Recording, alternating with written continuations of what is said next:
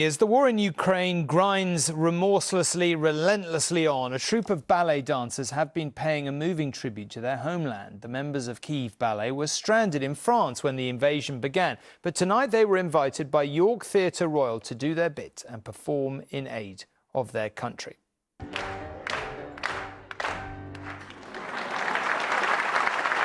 Well, tonight there will be noise from an audience celebrating the dignity and defiance of this dance company. Ellie Pitt, News at 10, York. The International Criminal Court's chief prosecutor visits Kharkiv, where Ukrainian troops are retaking some territory as Russia continues its advance in eastern Ukraine. Russia has banned dozens of British journalists, defense executives and government ministers from entering the country. The list includes the BBC's Clive Myrie, Orla Guerin and Nick Beak, who have reported from Ukraine, as well as Director General Tim Davie. The editors-in-chief of The Times, The Daily Telegraph, The Guardian, The Daily Mail and The Independent have also been sanctioned.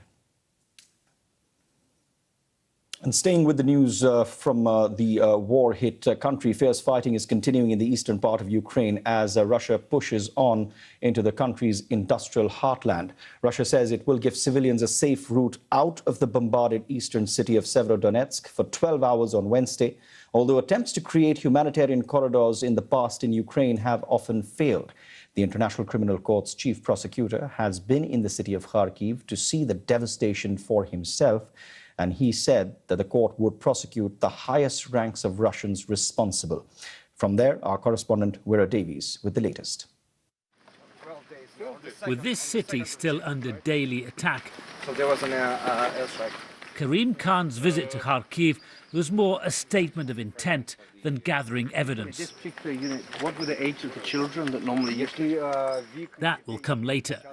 The International Criminal Court's chief prosecutor toured several badly damaged parts of the city, including a primary school which was being used as a shelter when it was hit by Russian shelling.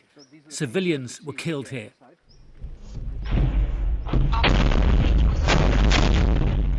From the start of the war, Russia's been accused of indiscriminate shelling and rocket attacks. This children's hospital peppered with lethal shrapnel from internationally prohibited cluster bombs. One of many such incidents which led to calls for the International Criminal Court to act.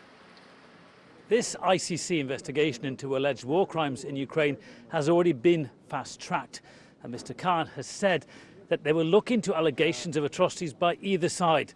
But if the evidence points to the higher levels of the Russian military or politics, that is where they will follow. Khan's team has already set up base in Kyiv, and 42 investigators are already on the ground. But this was his first visit to the Eastern Front. I will keep on trying to engage with the Russian Federation, because I think any state that wishes to fly the flag of democracy and legality should have nothing to hide and nothing to fear. Mr. Khan didn't have time to stop and talk as he walked past Irina's shell-damaged apartment, but she's in no doubt who his investigation should find accountable. Putin and his cronies. We Ukrainians have already condemned them. This is not the way to do things. We are brothers. We are supposed to respect each other. Why are they attacking us? Irina will have to be patient. The war isn't over, and investigations of this magnitude take time. Cooperation from Moscow is also unlikely to be forthcoming. Vera Davies, BBC News, Kharkiv. The survivors of Mariupol, Ukrainian families who managed to escape the city, describe their time living under the Russian onslaught as hell on earth. Now, Mariupol in southeast Ukraine has been described as hell on earth by the families who've managed to flee the city and life there under Russian occupation. Yes, psychologists now say the thousands of refugees who are trying to rebuild their lives will need ongoing support to help them deal with their trauma, as our Europe correspondent Nick Beak reports. A Ukrainian city blasted into submission, now forced to celebrate its occupation.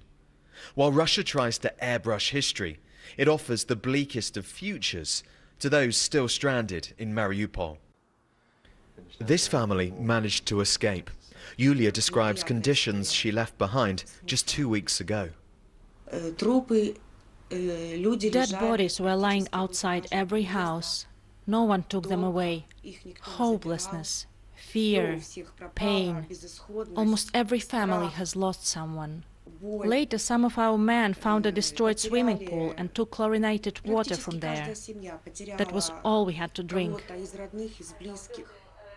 Now in the relative safety of the capital Kyiv, they're reunited with others from their home city. Group therapy for the Mariupol exiles, a traumatized, displaced community. People come to me with panic attacks, says psychologist Anya. The explosions and the murders, they see all of the evil that the Russian Federation has brought to Ukraine. Families are fragmented. Anastasia and Yevdokia don't know if they'll see their grandparents again. This place has only been open a fortnight, but already more than 5,000 people, all from Mariupol, have come here for support. Many have lost loved ones, their jobs, their homes, and they've managed to escape a city which is now described as hell on earth. Back at their rented flat, Yulia tells us about the Russian missile strike that killed 10 neighbours and her mother Valentina. Everyone who survived went outside. There was shelling. This was 3 in the morning. We stood there realizing our loved ones were still in the basement and could not be saved. The whole house was on fire. It was the scariest night of my life. Mykola now mourns his wife of 52 years. I'm starting to cry. It's impossible for me. Before the invasion, Anastasia was trying to build a career with the National Railway Company. Now, she's trying to rebuild her family. The grandfather always told to me when I was desperate, this is life, and for now this is war. You have to stay strong because we are Ukrainians. Nick Beak, BBC News, Kyiv.